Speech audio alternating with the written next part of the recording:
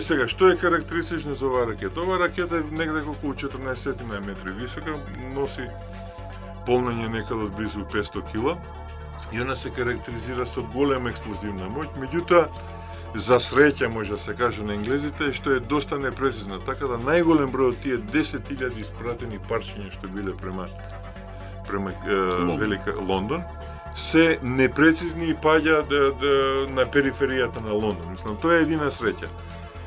Во тоа време, значи, Вернест фон Браун гледа дека ракетата, заедно со неговиот тим, не е прецизна, и он конструира еден ракетен авион, значи, на кој што поставуваат ракета Фау-2, и поставуваат една жена пилот, во тоа време најдобар светски пилот по име Хана Рич, и ја испалуваат заедно со оваа ракета. Оваа ракета авион, така да крстиме, лета едно 300 км и после тоа работи и се спушта успешно на Северното море. Значи, се добиваат, Хана Рич им дава информации за тоа како треба да работи оној жироскоп, нели, како треба да биде конструиран за да ракета да ја постигне на цел која што е потребно за нејзе. Меѓутоа, за жал, тука завршува Втората светска војна, доаѓа крајот. За среќа, вајда. Да, за среќа, пардон, извинете, мислам ја за жал за тоа што работеше, а за среќа Втората светска војна завршува и веќе према тој дел во Хитлерова Германија се пуштаат двете веле сили, значи Соединетите американски држави и Советскиот сојуз. Соединетите американски држави успеваат да го заробат Вернест фон Браун, а доека Советскиот сојуз го заробува Хелмут Хуткоп, мислам дека му беше името, тој е еден исто прв човек после Вернест фон Браун, а и самиот Хелмут од чисто комунистичко идеолошки убедувања преоѓа во Советскиот сојуз, затоа што убедување нели бил комуниста кој што бил присилен да работи за Хитлерова Германија. И он до 1955 година, додека не биде вратен во тогашната Источна Германија, он работи во тимот заедно со Сергеј Королев, со Владимир Чоломеј, со Михаил Јенгел и со ние врна советска конструкторска екипа за ракети. Launch procedure 3, 2, 1, launch. Еха од Вселената.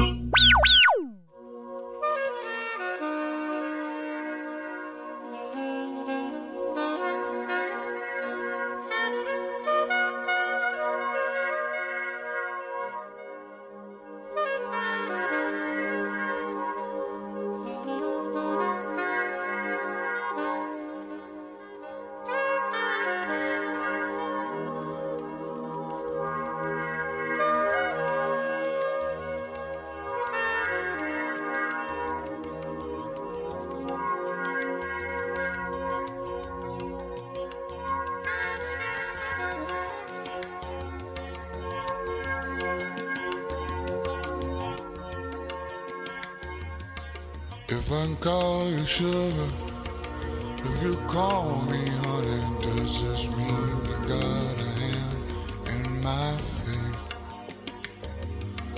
If you take my money, if I take your liberty, does it mean it's all down loving me? If you open doors to me, I'll have the manners to respond.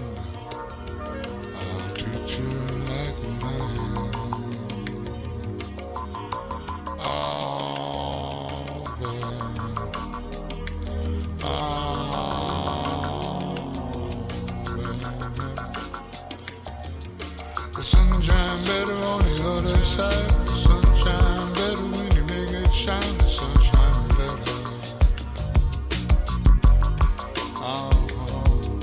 Sunshine.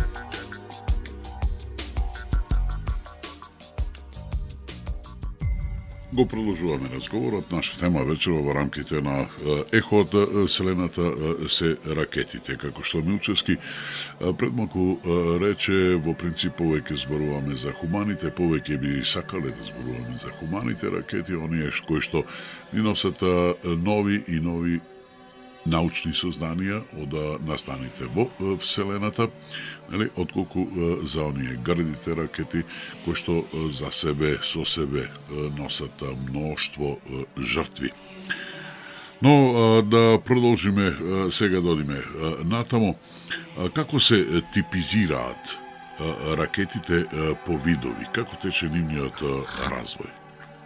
Па, по завршетокот на Втората светска војна, значи веќе ракетите почнуваат да ете така да си ја добиваат ова денешнава форма, почнуваат да ја добиваат денешнава заслуга, веќе стануваат веќе добри ракети, значи човештвото веќе размислува корисни, да ги усмери према месечината, према планетите и од нив да извлече научни информации. Така да еве сега да нагласам со Вернес фон Браун. Вернес фон Браун почнува да работи за тимот на американците, значи и него во 1953 година го амнестираат американците, тука настанува еден спор со Велика Британија, меѓутоа Вернес фон Браун го спасува една изјава, еден напис што има дадено во еден свој весник, кој што вели дека те конструирав добри ракети кои што за жал паѓаат на лоши планети. Мислам, така има дадена таа изјава и таа изјава него го дополнително го амнестира пред британците.